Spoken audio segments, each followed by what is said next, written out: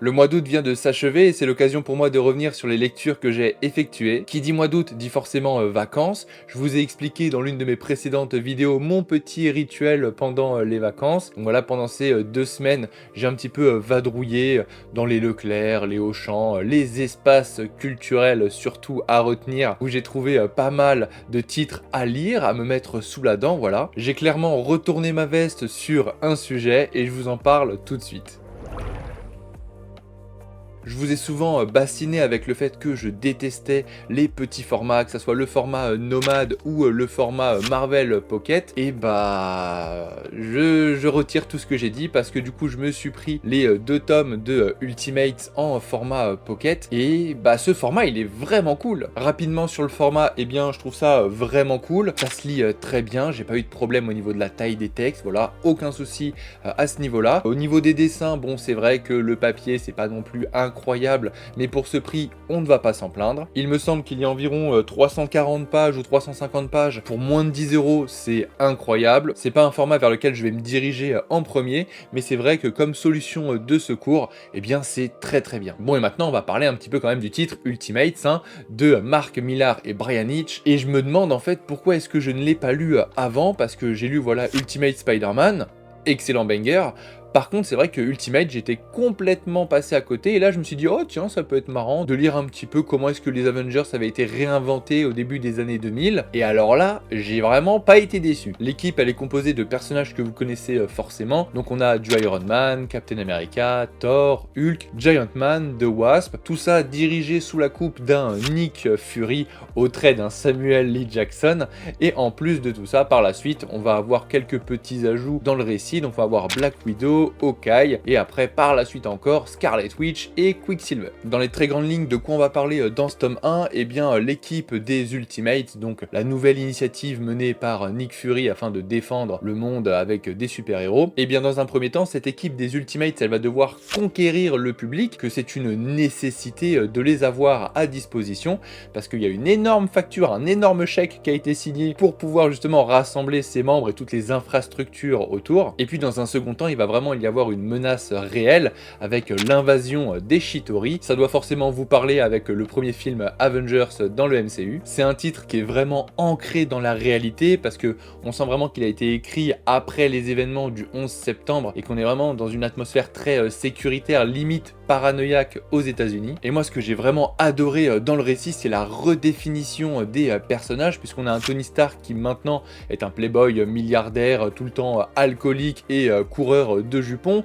On a un Captain America qui a vraiment du mal à s'adapter aux années 2000. On a Thor qui pense être un dieu nordique, mais au final, il en est peut-être tout autre chose. On a Giant Man, donc Hank Pym, qui bat sa femme. Sa femme, justement, Janet Pym, elle a soif de célébrité. On a un Bruce Banner qui va devenir Hulk, mais en essayant de recréer le sérum du super soldat de Captain America. Donc voilà, chaque héros a sa composante, un petit peu nouvelle, redéfinie, et ça, j'ai vraiment adoré. Côté récit, j'ai rien à redire, j'ai trouvé que c'était vraiment super, mené d'une main de maître par le génie Mark Millar. Et alors au dessin, on a un Brian Hitch qui, à mon avis, a jamais fait mieux que ce qu'il a fait sur Ultimate. C'est exceptionnel, le découpage est fou, on a l'impression limite de lire un film, c'est vraiment incroyable, vous allez vraiment vous y retrouver avec Ultimate si vous êtes fan des films Avengers, notamment du premier et du deuxième volet. Donc faites-moi confiance et lisez ce premier tome Ultimates pour voir si ça vous plaît, parce que ensuite il y a le tome 2 qui arrive, et le tome 2 était aussi lui très intéressant, parce que dans ce tome 2, eh bien il y a beaucoup de choses qui vont découler du tome 1, toutes les conséquences de certains actes du tome 1 vont être présents dans ce tome 2. On a aussi une nouvelle équipe de super-héros qui débarque du nom de The Defenders, donc ça doit forcément vous parler. Pour sublimer le tout, on a une trahison qui se profile au sein même de l'équipe des Ultimates, donc moi j'ai hâte de lire ce tome 3, parce que oui, il y aura bien un tome 3 pour conclure la série, et moi j'ai vraiment hâte parce parce que j'ai pris vraiment mon pied. Quitte à retourner ma veste, autant le faire jusqu'au bout parce que j'ai continué mes lectures avec du Marvel Pocket sur Astonishing X-Men. Bon, on va désamorcer tout de suite. Oui, le scénariste c'est Joss Whedon, oui, le gars est un immense connard,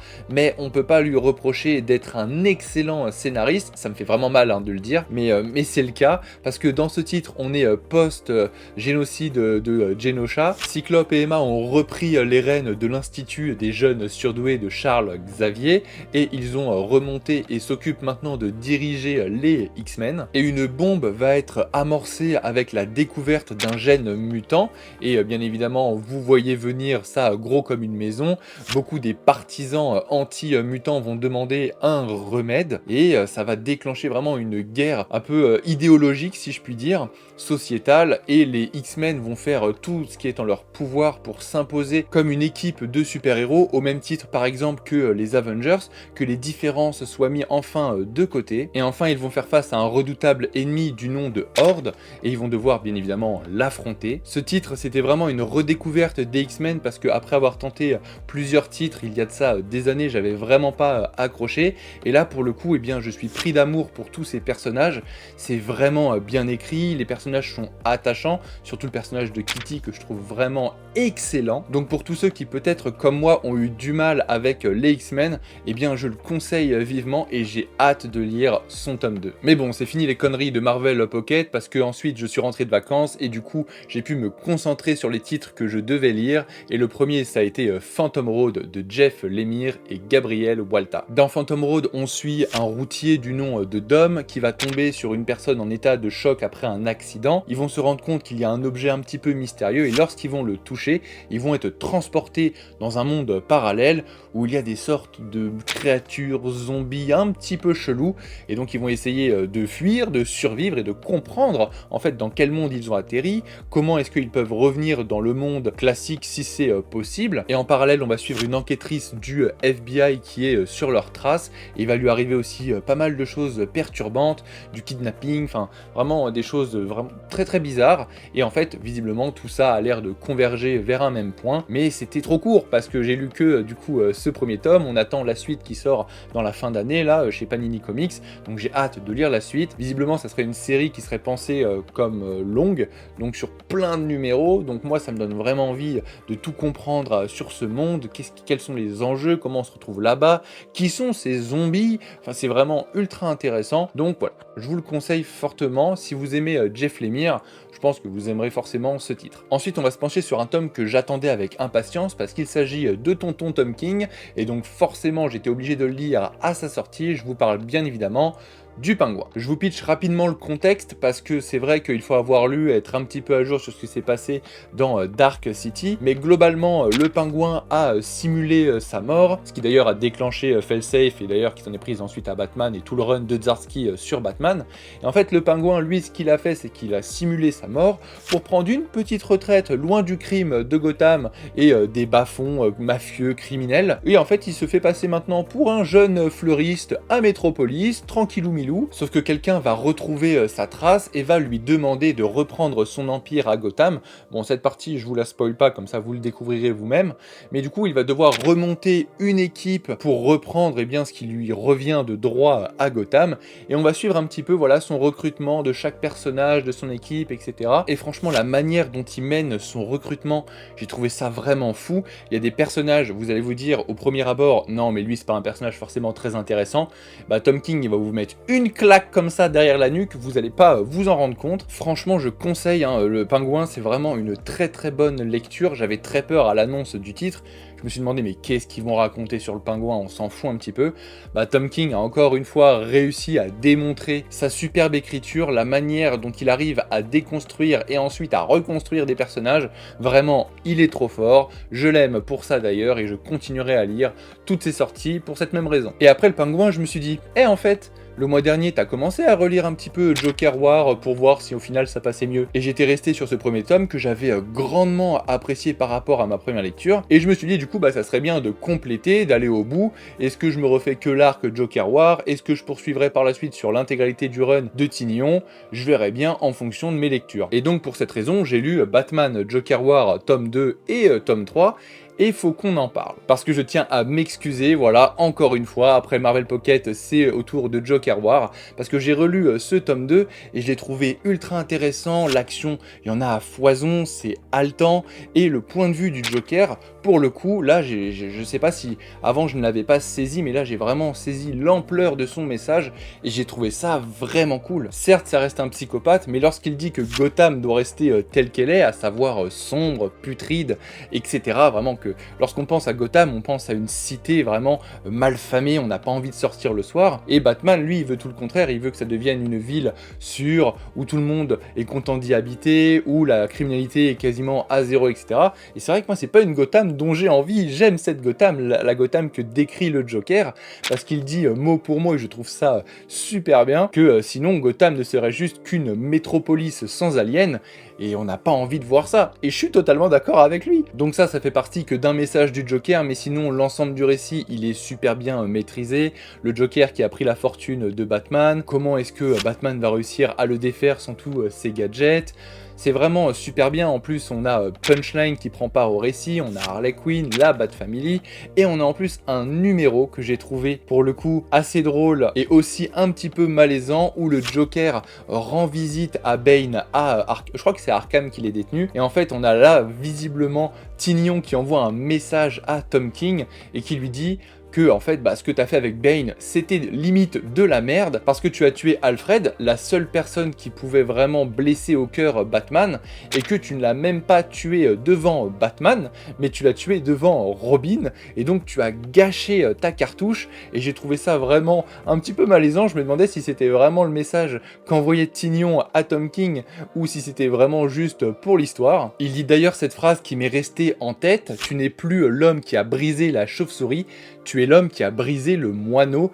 Là c'est dur, franchement là c'est dur. Mais sinon franchement j'ai adoré ce titre, il y a des personnages comme Clown Hunter que j'avais vraiment survolé lors de ma première lecture, que là j'ai beaucoup plus apprécié. Donc globalement je suis très content de cette relecture. Par contre on va discuter encore du tome 3, et là par contre c'est sans appel. Parce que autant je m'excuse pour Joker War, l'arc avec le Joker sur le tome 1 et le tome 2, autant Joker War sur le tome 3, alors déjà faut m'expliquer pourquoi est-ce que ça s'appelle Joker War, mais bon, soit. Parce qu'ici l'antagoniste c'est Ghostmaker.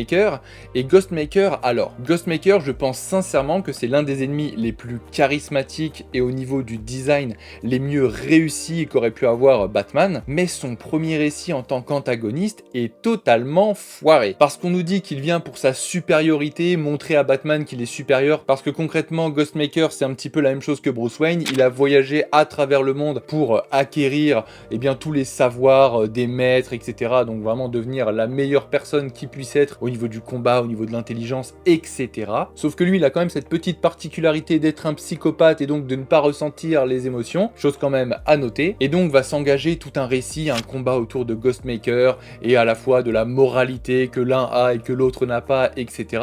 Mais pour une conclusion qui retombe et qui est pourri, et tout ça pour introduire d'une manière très peu subtile Ghostmaker dans une pseudo Bat Family pour la suite. J'ai trouvé ça raide, ça confirme ma première lecture, j'avais trouvé ce tome 3 comme le moins bon, il reste définitivement le moins bon, et je pense même que cette relecture a été encore pire. Mais bref, passons à autre chose, puisque par la suite, après avoir fini l'arc donc de Joker War, je me suis dit, et si je me refaisais pas aussi le run de Tynion sur Batman? Je l'avais jugé peut-être un peu trop vite comme Joker War, ou alors j'avais vraiment ce même a priori que j'avais eu, et du coup peut-être que cette relecture ne me fera pas du bien, mais pour ça il fallait essayer, et donc je suis parti sur la relecture du run de Tynion, et ça m'a fait ressortir mes bimestriels, voilà. Trop content de les ressortir, donc là il y en a trois derrière moi, et j'ai lu du coup l'intégralité du run de Tynion sur Batman.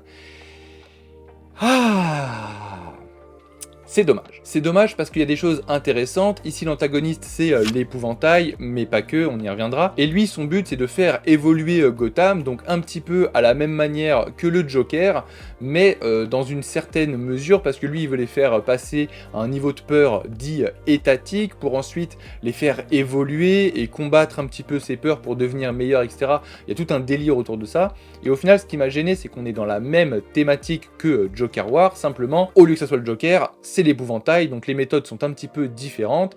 Et au milieu de tout ça, on nous a mis un mania de la sécurité urbaine, comme Simon Saint, et bah c'est pas... À la fois je trouve qu'il y a des choses qui sont bonnes, à la fois je trouve qu'il y a des choses vraiment... Waouh, pourquoi vous avez fait tout ça pour ça, quoi. Le sujet qui aurait mérité d'être mis en avant, ça aurait été le contraste entre liberté et sécurité, donc avec justement le programme Magistrat.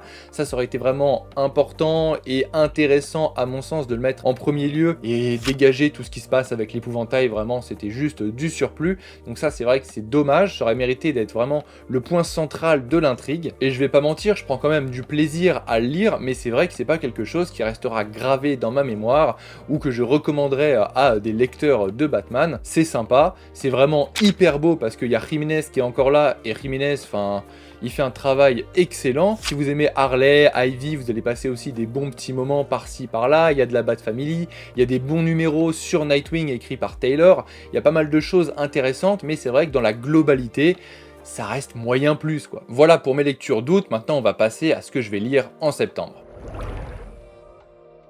Le mois de septembre va être assez chargé parce que j'ai pas mal de choses à rattraper, les choses qui vont sortir aussi courant septembre, même si, je vous l'ai dit, il n'y a pas grand chose qui va sortir sur le mois de septembre, mais je vais quand même lire tout ce qui est lié à l'Energon Universe, avec d'un côté Cobra Commander et la série Duke, donc ça sera lu sur le mois de septembre, même si ça sort à la fin. Comme je vous l'ai dit, je vais lire aussi le tome 3 d'Ultimate, le tome 2 d'Astonishing X-Men, mais en plus de ça, j'aimerais lire aussi le petit arc de Joshua Williamson sur Batman, donc la suite de Tignon, avec l'arc Abyss. C'est vrai que c'est la seule chose qui me manque sur les runs de Batman à lire, donc ça je vais le lire, ça va être assez rapide, c'est que quelques numéros, comme ça j'aurai fait le tour des runs de Batman. J'ai aussi quelques récits complets à lire, le premier c'est Danger Street que je me suis déjà procuré, j'ai aussi le second, donc Batman First Night, donc un Batman dans les années 30-40, vraiment, les dessins sont magnifiques, donc ça c'est vraiment des récits complets que je vais lire très prochainement. Et sinon, s'il me reste un petit peu de temps, je vais rattraper mon retard sur certaines séries en cours,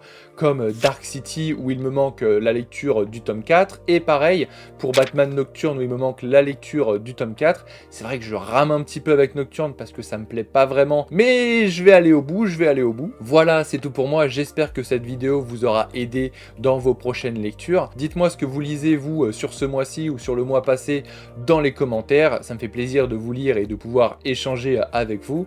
Moi, je vous dis à très bientôt, prenez soin de vous et surtout, lisez des comics.